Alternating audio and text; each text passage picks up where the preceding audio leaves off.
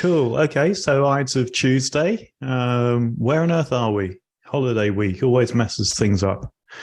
So I think what we'll do, we'll start with the calendar. I was scalping a bit this morning. Haven't really taken much of a look as to what's going on yet, but let's start with the calendar, big picture. Then look at the dailies, then look at the overnight, then, I don't know, decide what we might think we're going to do.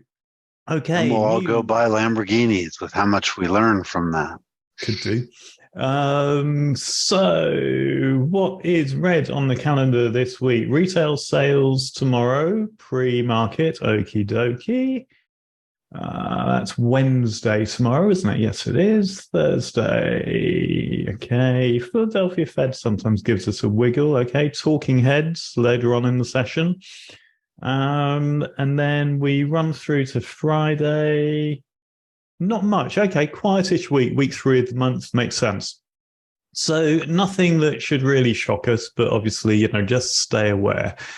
The dailies are interesting. So real quick before you go there, I was trading this morning, scalping too, and we are right in the very beginning of big investment bank and whatnot earnings season. A bunch right before the open, a bunch after the close. Like Goldman Sachs was today, and that gave us some movement. So just that, as far as the calendar goes, that's important to be aware of.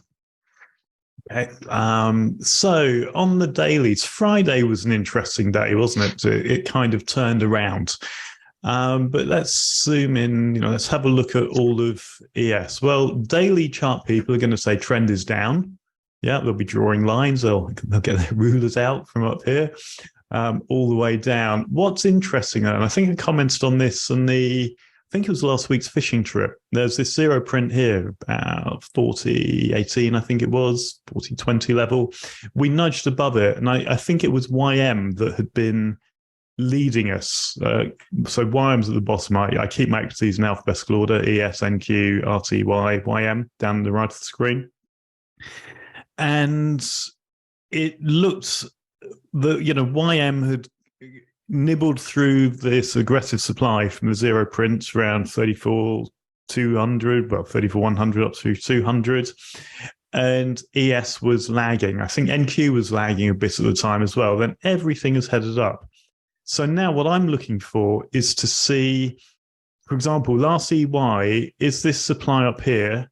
Is there around 1900? Is that going to stop us? What's YM going to do around here? 34,500.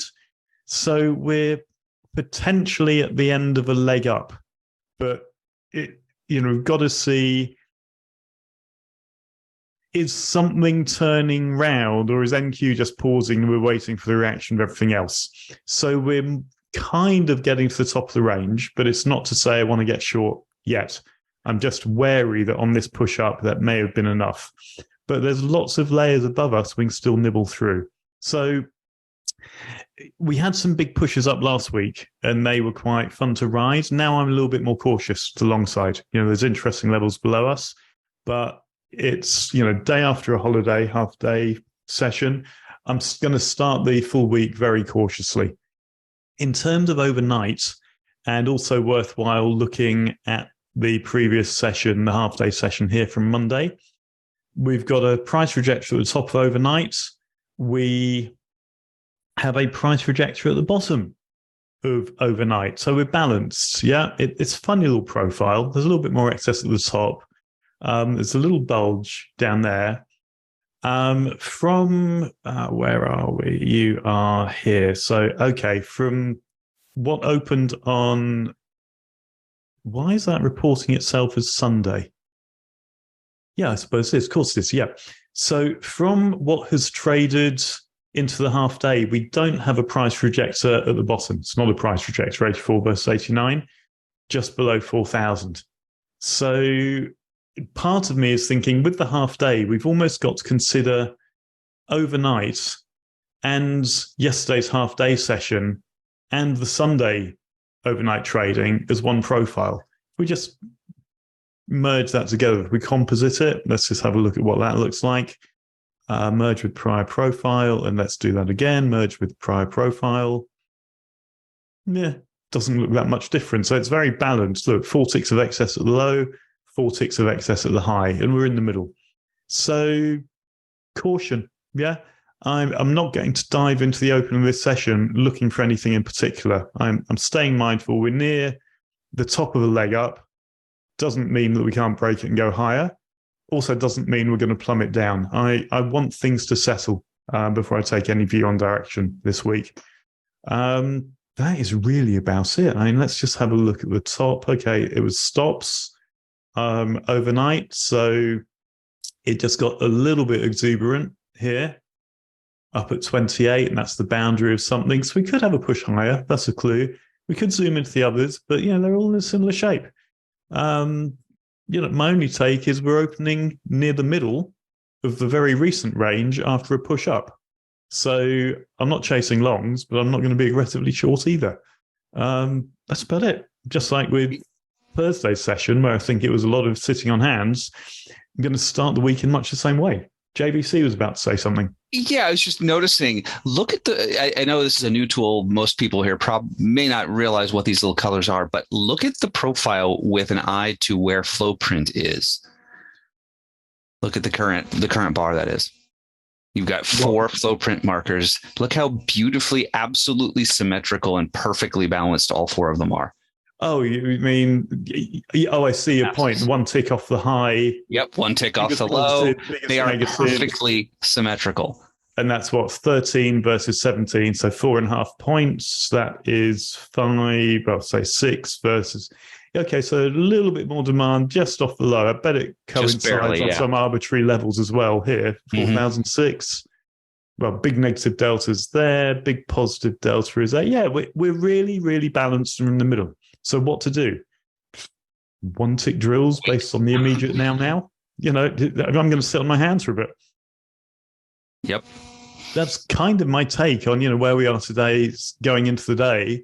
And even for the week, I'm just mindful looking at the dailies. Look at this run up we've had.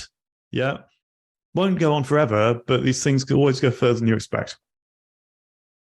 Jeff, anything to add from your side? Hedge fund call? Yeah. I'm having power and internet issues because of infrastructure here. We're talking about that while we were getting warmed up this morning. So I was on it briefly, and I did get the gist. And here's the gist, which it's interesting. We talked about this last week, but it continues to be very much an event-driven market. But if you look at the volume, that's just really evident.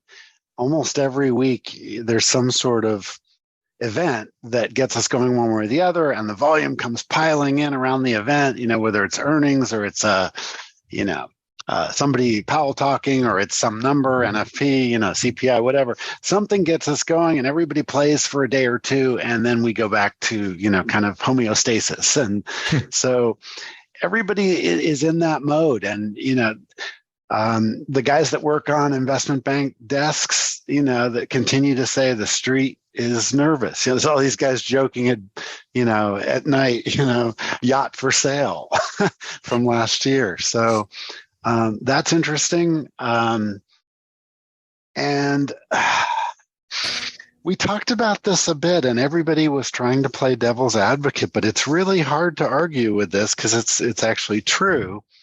The underlying internals of the market, not the stuff I watch in the very short term, but if you look at the number of new highs versus the number of new lows and that kind of stuff, there's actually a reasonable amount of strength there. And so, one of the conversation we kind of wrapped on was, what's the path of least resistance? And it's kind of like, well, we got up here and we haven't really traded down yet, and there's all this money on the sidelines. And so this was an interesting consensus. Everybody said they could agree with this statement that absent, another bad catalyst, we could see a continuation of this move up.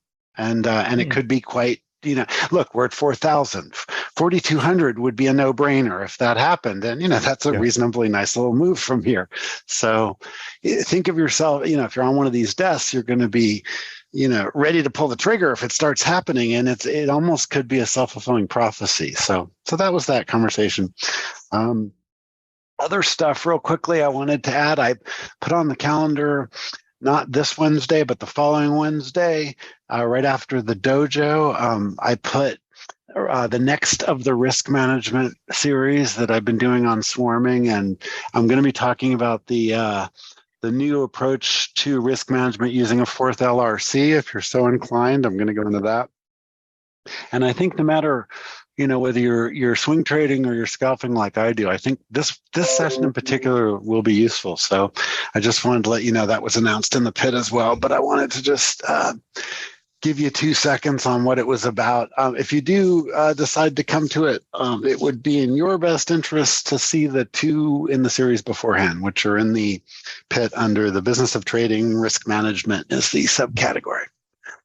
And let's see, what else? Just was about that has spotted what I was sort of zooming out yeah, for. the poor high. We got a poor high at 43. There's a run of unfilled single prints. Let's start, what's that? Just under 4,100, go up to 4,111. Okay. So, we break out of the recent highs, we can easily move up and resolve lots of things. But it would be premature to take a view right now. Yeah. The thing that was interesting is, internals are, it's not an edge, of course, but it kind of gives you an idea of what's going on. And if you look at those same numbers that I was just talking about, the number of new highs, the number of new lows, and that kind of stuff, if you look at that just a few months ago, it was really bad. And, we were making new lows every day. And so when that stuff stabilizes, it doesn't necessarily indicate, okay, that's the end of the bear market and we're going up from here. But it's definitely, just being aware that that's going on, and it could certainly, contribute to any sort of short squeeze rallies, that there's underlying strength. That one thing that's really obvious that, that's part of that is there's a whole lot of money on the sideline in cash that really, has no place to go. We always say that, and you can only play the interest rates are going up game for so long before you have to go back to buying, some sort of value. And the market tends to lead the economy on that, says a guy with an economics degree. But, how far it leads it and when it starts leading it and when it's turning, that you can ask 100 people and get 200 opinions about that. So I cautiously tell you this is worth being aware of. How's that? How's that for balance, right? And I think that's all I've got. Cool. Then we can all get ready for the open in 45 minutes and take it from there. So burning desires, anyone? Any last things you want to mention, bring up? I forgot. We didn't do the TRG calendar this week because I talked about the class next week. And one other thing I wanted to mention, I posted this in the pit also. Tomorrow's opening class, I'm going to show you guys a setup that a lot of people trade that I've never taught here before, but I've traded it every now and then and used to trade it a lot, which is the opening 15-minute break, which is it's an opening drive setup. So that will be what we will be talking about in our normal Trading the Open session, which is tomorrow. So join us if you're interested. Cool. All right. Cool. Be there. Have a good day, gang. Trade well, and we'll talk to you all soon. Later on. Catch you then. Bye for now.